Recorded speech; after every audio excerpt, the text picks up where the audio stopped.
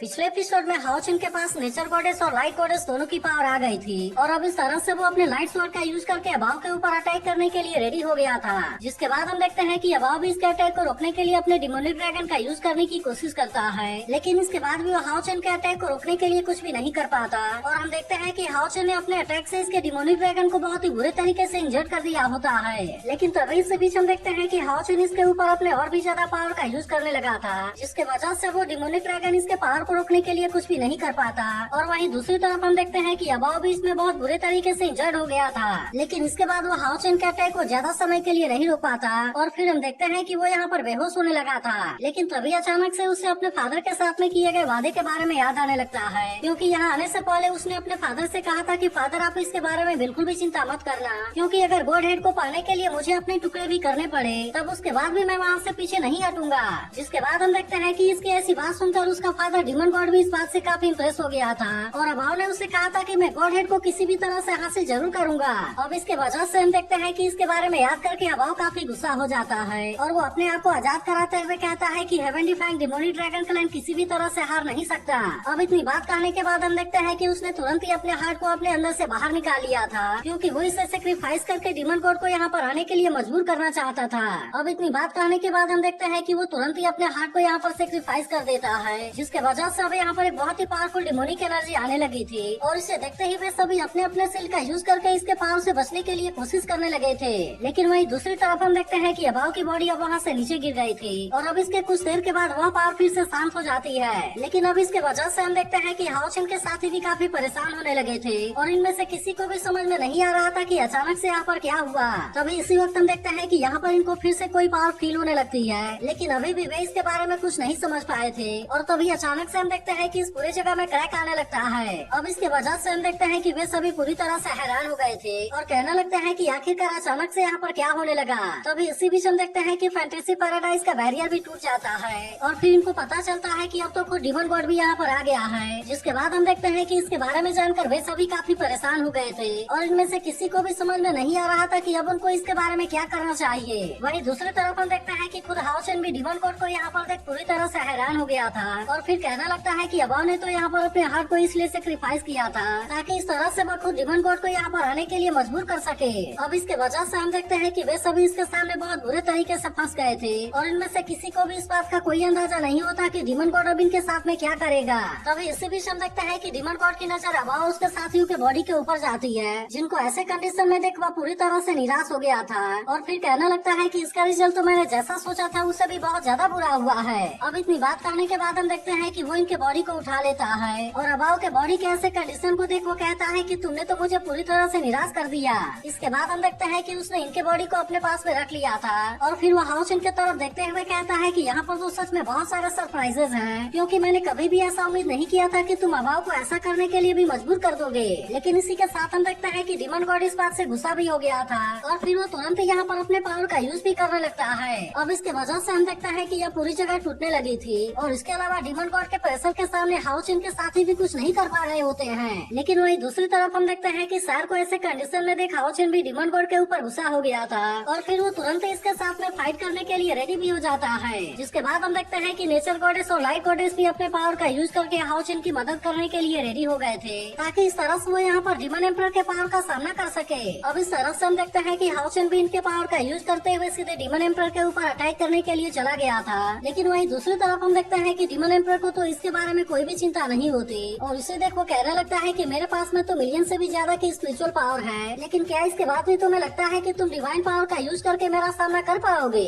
अब इतनी बात कहने के बाद हम देखते हैं कि वो भी अपने पावर का यूज करने लगा था और उस तरह से उसने हाओ चुन के अटैक को बहुत ही आसानी से रोक लिया था। इसके बाद वो इसके ऊपर अटैक करते हुए कहता है कि तुम तो अभी बिगनर हो, इसीलिए अभी तुम्हें इतना ज्यादा परेशान होने की जरूरत नहीं है। अब इसके पावर के वजह से हम देखते हैं कि हाओ चुन इसके सामने कुछ भी नहीं कर पाया होता, लेकिन इसके बाद भी वो डिमन एम्परर के सामने इतने आसानी से हार मानने वाला नहीं होता और वो फिर से अपने स्वॉर्ड का यूज करके इसके ऊपर अटैक करने के लिए आ जाता है। लेकिन हम देखते हैं कि हाओ चुन ने इसके स्वॉर्ड को बहुत ही आसानी से पकड़ लिया था और फिर वो हाओ चुन की आंखों में देखते हुए कहता है कि तुम्हारे पास में अभाव से भी ज्यादा पोटेंशियल हो सकती है। जहाँ पर हम देखते हैं कि हाओ चुन को यहाँ पर अपनी एक इविल झलक दिखाई देती है और इसे देख ऐसा लग रहा था कि डिमन एम्परर शायद इसे अपना सक्सेसर बनाना चाहता है। लेकिन इसके बाद भी हम देखते हैं कि हाओ चुन इतनी आसानी से इसके सामने हार मानने वाला नहीं होता और फिर वो डिमन एम्परर से कहता है कि तुम मेरे होते हुए गॉड हेड को इतनी आसानी से यहाँ से लेकर नहीं जा पाओगे। इसके बाद वो उससे कहने लगता है कि गॉड हेड तो मेरे साथ में मर्ज हो गई है, इसीलिए अगर मैं किसी तरह से मर गया तो गॉड हेड भी मेरे साथ में यहाँ से गायब हो जाएगी। जिसके बाद हम देखते हैं कि हाओ चेन खुद को अपने हाथों से मार देना चाहता था ताकि इस तरह से गॉड हेड यहाँ से गायब हो जाए और इस तरह से वो डीमन एम्पर के हाथों में ना आ सके।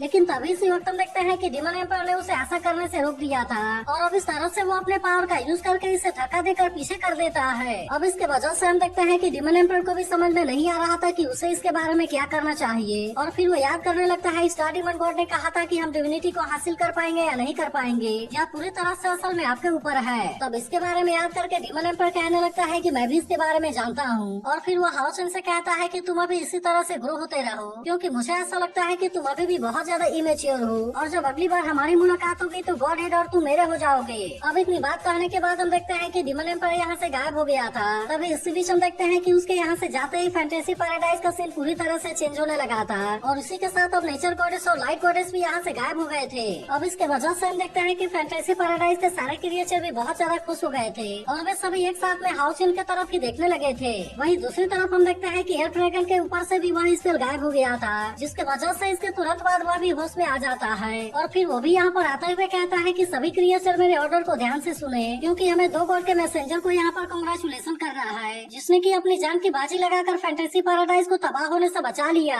जिसके बाद हम देखते हैं कि इसकी बात सुनकर यहाँ के सभी क्रिएचर भी इसके लिए रेडी हो गए थे और फिर वे तुरंत ही हाओ चेन के सामने आकर उसे ग्रीट करने लगते हैं। इसके अलावा हम देखते हैं कि खुद एल्फ ड्रैगन भी अपने ह्यूमन रूप में आकर इसे ग्रीट करने लगा था, जिसे देख अब हाओ चेन के सभी साथी भी पूरी तरह से हैरान हो गए होते हैं और सार भी कहने लगती है कि हाओ चेन ने तो सच में कमाल कर दिया। तभी लिन सिन भी हैरान होते हुए कहता है कि डीमन एम्पर और वे डीमन भी यहाँ से जाने लगे और तभी चेन भी उससे कहती है कि क्या ऐसा हाओ चेन ने किया है। वहीं दूसरी तरफ हम देखते हैं कि सेबास्टियन भी हाओ चेन के ऊपर बहुत ज्यादा खुश हो गया था और फिर वो कहने लगता है कि हमारे लीडर ने तो डीमन एम्पर को भी यहाँ से भगा दिया। तभी इसी बीच हम देखते हैं कि गॉड हेड भी हाओ चेन के बॉडी से अलग हो जाती है और फिर वो हाओ चेन को लाइट गॉडेस का डिवाइन स्प्रिंजर कहने लगती है और फिर वो कहती है कि फैंटेसी पैराडाइज को बचाने के लिए तुम्हारा और तुम्हारे सभी पार्टनर को बहुत बहुत थैंक यू। लेकिन अब इसके वजह से हम देखते हैं कि हाओ चेन भी इसके बारे में सुनकर थोड़ा सा कंफ्यूज हो गया था और फिर वो गॉड हेड से कहता है कि तुमने अभी मुझे डिवाइन स्प्रिंजर कहा, लेकिन आखिरकार इसका मतलब क्या है। जिसके बाद गॉड हेड इसे बताने लगती है कि जब यूनिवर्स की शुरुआत हुई थी तब उस समय क्रिएशन गॉड का जन्म हुआ था, जो कि एब्सोल्यूट विल और यूनिवर्स का सुप्रीम अथॉरिटी है और उसके बाद उन्होंने बहुत सारे गॉड और प्लेन्स को क्रिएट किया था। फिर वो आगे बताती है कि ये सभी गॉड एंशिएंट टाइप के स्ट्रॉन्गेस्ट पावर और सुप्रीम अथॉरिटी को रिप्रेजेंट करते हैं, लेकिन असल में वे पिछले 10,000 सालों से इंसानों से बहुत दूर हैं और इसी वजह से यहाँ पर केवल उनके शैडो या फिर लेजेंड्स ही बचे हुए हैं। इसीलिए अगर किसी का इनेट इनर स्पिरिचुअल पावर 90 पॉइंट से ज्यादा हो गया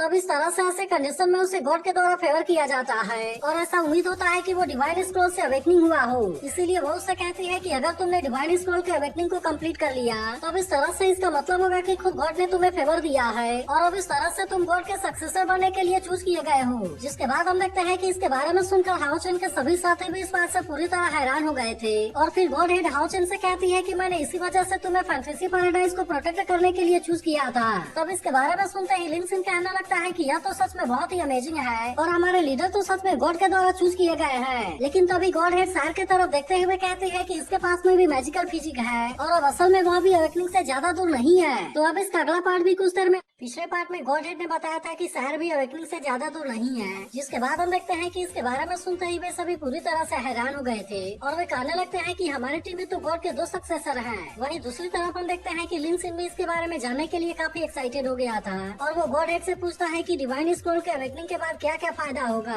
तब इस पर गॉड हेड उससे कहती है कि इसके बहुत सारे फायदे हैं और फिर बताने लगती है कि इसके वजह से न केवल तुम्हारी टैलेंट परफेक्ट होगी बल्कि इसी के साथ तुम्हारी स्पिरिचुअल फर्नेस और वेपन भी इस तरह से इवॉल्व होंगे। इसी के साथ हमें पता चलता है कि वे गॉड के दिए गए टैलेंट और स्किल को भी हासिल कर सकेंगे, जिसके वजह से इनके पास में तो गॉड की पावर भी आ जाएगी। तभी इसी बीच हम देखते हैं कि हाओ चेन भी अपने नए मिले हुए स्किल के बारे में याद करने लगा था, जिसका नाम टियान यांग 3 फाइनल्स होता है और अब इसके बारे में वो याद करते हुए कहता है कि यह टैलेंट और स्किल तो मुझे डिवाइन स्प्रिंग अवेकनिंग से मिली है। तब इसकी ऐसी बात सुनकर गॉड हेड उससे पूछती है कि तुम्हें लाइट गॉडेस से कोई न कोई स्किल जरूर मिली होगी और अब इतनी बात कहने के बाद वो इसे कहती है कि यह लाइट गॉडेस की तरफ से तुम्हारे लिए रिवॉर्ड है। जिसके बाद हम देखते हैं कि इसकी बात सुनकर अब हाओचन भी इसके बारे में सोचने लगा था। जिसके बाद गॉड हेड उससे कहती है कि हर डिवाइन स्प्रिंग पर्सन अलग अलग गॉड से बिलोंग करता है, इसीलिए अवेकनिंग के बाद मिलने वाले रिवॉर्ड भी अलग अलग होंगे। और अब इतनी बात कहने के बाद वो इनसे कहती है कि अवेकनिंग होने के बाद इसके बारे में रिवील हो जाएगा। वहीं दूसरी तरफ हम देखते हैं कि इसके बारे में जानकर सिमासियान भी इस बात से बहुत ज्यादा खुश होने लगा था और फिर कहने लगता है कि हमारी टीम तो सच में बहुत ही ज्यादा अमेजिंग है। तब इस पर लिन सिंह भी कहता है कि अगर ऐसा ही चलता रहा तो फिर तो हमें डीमन के इमोर्टल होने के बारे में कोई भी चिंता नहीं होगी। लेकिन तभी हाओचन उससे कहता है कि तुम्हें अभी इसके बारे में इस तरह से नहीं सोचना चाहिए, क्योंकि वैसे भी अभी गॉड बनने के लिए हमें काफी दूर जाना होगा। इसके बाद वो उससे कहता है कि अगर पूरे होली डीमन कॉन्टिनेंट में देखा जाए तब केवल डीमन एम्परर ही ऐसा है जिसके पास में 1 मिलियन स्पिरिचुअल पावर है। इसीलिए वो इनको समझाता है कि अभी हमें इसके बारे में सोचकर ज्यादा खुश नहीं होना चाहिए, क्योंकि वहाँ तक पहुँचने में हमें अभी भी बहुत ज्यादा टाइम लगेगा। लेकिन इसके बाद भी गॉड के सक्सेसर बनने के बाद मुझे बहुत सारी चीजों के बारे में फील हो रहा है। जिसके बाद हम देखते हैं कि इसके बारे में जानने के लिए उसके साथी भी काफी एक्साइटेड हो गए थे। और फिर हाओचन इनसे कहता है कि मैं जब नेचर गॉडेस के साथ में मर्ज हुआ था तब उसके दौरान अचानक से मेरे दिमाग में बहुत सारी इन्फॉर्मेशन आने लगी थी। तभी अचानक से हम देखते हैं कि हाओचन को किसी पावर के बारे में याद आ जाता है। जिसके बाद वो गॉड हेड और एल्फ ड्रैगन से कहता है कि मुझे इसमें आपकी मदद चाहिए, क्योंकि मुझे ऐसा लगता है कि शायद मैं यहाँ पर एक मिरेकल क्रिएट कर सकता हूँ। जिसके बाद हम देखते हैं कि इसके बारे में सुनकर वे भी इसकी मदद करने के लिए रेडी हो गए थे। और फिर अगले सीन में हम देखते हैं कि उन्होंने अपने मरे हुए सभी साथियों के डेड बॉडी को यहाँ पर ला लिया था। इसके बाद हम देखते हैं कि यहाँ गॉड हेड भी अपने पावर का यूज करके हाओचन की इसमें मदद करने लगी थी। और अब इस तरह से हमें पता चलता है कि हाओचन इनको आपस से जिंदा करना चाहता था। लेकिन वहीं दूसरी तरफ हम देखते हैं कि इसके बारे में सोचकर चेन इस बात से काफी परेशान होने लगती है। और फिर वो वेंगुआन से कहती है कि क्या लीडर ने जिस मिरेकल के बारे में बात किया क्या सच में वह यहाँ पर काम करेगा। तब इसकी ऐसी बात सुनते ही जेंगू से कहता है कि मुझे हाओचन के ऊपर पूरा यकीन है। जिसके बाद वेंगुआन भी चेन से कहती है कि तुम्हें इसके बारे में सोचकर ज्यादा परेशान नहीं होना चाहिए, क्योंकि अगर कोई ऐसा मिरेकल क्रिएट कर सकता है तो वह केवल हाओचन ही है। वहीं दूसरी तरफ हम देखते हैं कि अब हाओचन भी इस प्रोसेस को स्टार्ट करने के लिए रेडी हो गया था। और फिर वो गॉड हेड से भी इसे स्टार्ट कर देने के लिए कहता है। जिसके बाद हम देखते हैं कि इसके बारे में सुनकर अब गॉड हेड भी इसके लिए पूरी तरह से रेडी हो गई थी। और अब इस तरह से वो अपने पावर को यहाँ पर रिलीज करके हाओचन की इसमें मदद करने लगती है। लेकिन इसके बाद हम देखते हैं कि अब यहाँ पर जो भी होने वाला था उसकी पूरी जिम्मेदारी हाओचन के ऊपर थी। और इसीलिए गॉड हेड भी अपने पावर को रिलीज करके वहाँ से वापस आ जाती है। जिसके बाद हम देखते हैं कि अब हाओचन भी इनको वापस से जिंदा करने के लिए पूरी तरह से कोशिश करने लगा था। और फिर वो कहने लगता है कि मैं अब यहाँ पर नेचर गॉडेस के अथॉरिटी के जैसे बिहेव करने वाला हूँ और इसीलिए मैं यहाँ के सारी चीजों के विटालिटी को कंट्रोल कर सकता हूँ। इसी के साथ वो कहता है कि मैं तो लाइट गॉडेस के अथॉरिटी को भी रिप्रेजेंट करता हूँ और इसीलिए इस तरह से मैं लाइफ के ओरिजिन का चार्ज लेता हूँ। अब इतनी बात कहने के बाद हम देखते हैं कि वो यहाँ पर अपने पावर का यूज करने के लिए रेडी हो गया था और कहने लगता है कि जिन लोगों ने फैंटेसी पैराडाइज को प्रोटेक्ट किया मैं उन सभी को हीरोइक स्पीड देना चाहता हूँ। अब इस तरह से हम देखते हैं कि हाओचन ने अपने पावर का यूज करके सभी के डेड बॉडी को हवा में ला दिया था, ताकि इस तरह से वो इनके ऊपर नेचर गॉडेस और लाइट गॉडेस के पावर का यूज कर सके और इस तरह से वो फिर से इनको यहाँ पर ला सके। लेकिन वहीं दूसरी तरफ हम देखते हैं कि इसे ऐसा करता हुआ देख गॉड हेड इस बात से पूरी तरह हैरान हो गई होती है और कहने लगती है कि केवल एक पल के मेमोरी का यूज करके तुम दो गॉड के आर्ट को कैसे कंट्रोल कर सकते हो। अब इसके वजह से उसे ऐसा लग रहा था कि हाओचन के दिमाग के ऊपर इसका बहुत बुरा असर होगा और इसीलिए इसके बारे में सोचकर वो काफी परेशान होने लगती है। लेकिन तभी एल्फ ड्रैगन उससे कहता है कि तुम्हें उसके ऊपर यकीन रखना चाहिए। जिसके बारे में सुनकर गॉड हेड उससे कहती है कि आखिरकार यह तो गॉड्स की पावर है। लेकिन इसके बाद भी हम देखते हैं कि एल्फ ड्रैगन को हाओचन के ऊपर पूरा यकीन था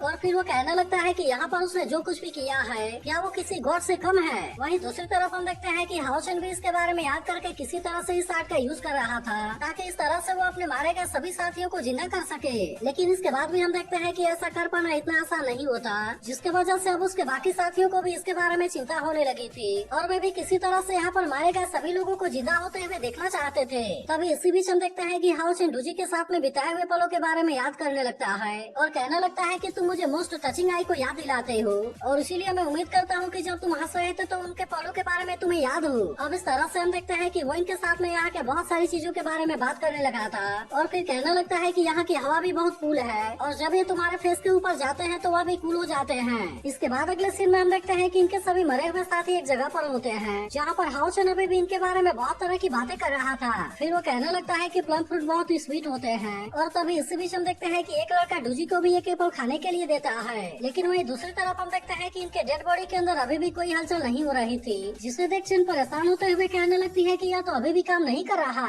लेकिन इसके बाद भी हम देखते हैं कि हाओचन अपने तरफ से पूरी कोशिश कर रहा था और फिर वो कहने लगता है मैं उम्मीद करता हूँ कि तुम्हें मेरे साथ में बिताए हुए सारे पल के बारे में याद हो, क्योंकि मैंने उन सारे पलों के बारे में बहुत ज्यादा मिस किया है। लेकिन तभी इसी बीच हम देखते हैं कि हाओचुन भी इमेजिनेशन में वहाँ पर आ गया था, जिसे यहाँ पर देखते ही डूजी काफी खुश हो जाता है और फिर वो इसे अपने पास वाला एप्पल देते हुए कहता है कि तुम इसे टेस्ट करो। जिसके बाद हाओचुन भी इसे टेस्ट करते हुए कहता है कि यह तो सच में बहुत ही स्वीट है। लेकिन फिर इसके बाद वो डूजी से कहता है कि चलो मैं तुम सभी को अपने साथ लेकर चलता हूँ, क्योंकि हम सभी अब एक साथ में अपने घर जाने वाले हैं। जिसके बाद हम देखते हैं कि अब डूजी भी इसके लिए रेडी हो गया था और अब इस तरह से हम देखते हैं कि यहाँ पर बहुत सारी पावर रिलीज होती है। लेकिन अब इसी के साथ हम देखते हैं कि यह प्रोसेस भी पूरी तरह से कंप्लीट होने वाला था और फिर हाओचुन अपने बॉडी से पावर को रिलीज करते हुए कहता है कि हीरोइक स्पीड चलो हम घर चले। लेकिन इसके बाद भी हम देखते हैं कि इनके बॉडी के अंदर कोई भी हलचल नहीं हो रही थी, जिसे देखते ही हाओचुन के सभी साथी भी इस बात से काफी उदास हो गए थे और फिर वे कहने लगते हैं कि यह प्रोसेस तो खत्म हो गया। वहीं दूसरी तरफ हम देखते हैं कि चेन और बिंगयुआन भी इसके बारे में सोचकर बहुत ज्यादा इमोशनल हो गए थे। लेकिन तभी इसी वक्त हम देखते हैं कि डूजी अचानक से होश में आ जाता है और इसके अलावा बाकी लोग भी एक एक करके होश में आने लगे थे।